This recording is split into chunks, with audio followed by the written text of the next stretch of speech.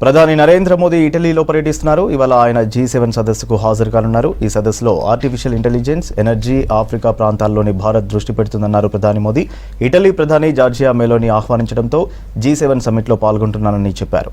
భారత్ నేతృత్వం వహించిన G20 సమ్మిట్లో తీసుకున్న నిర్ణయాల ఫలితాలను సమీక్షించేందుకు G7 సదస్సు అవకాశం ఇస్తుందని తెలిపారు. ప్రజల జీవితాలను మెరుగుపరచడానికి ప్రపంచ నాయకులతో చర్చలు జరపడానికి ఎదురుచూస్తున్నానంటూ ట్వీట్ చేశారు మోదీ.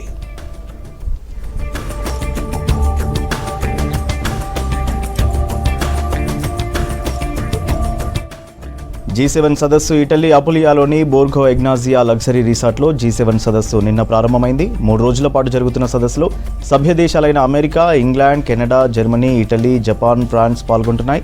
ఇటలీ ప్రధాని జార్జియా మెలోని ఆహ్వానం మేరకు ప్రధాని మోదీ అటెండ్ అవుతున్నారు.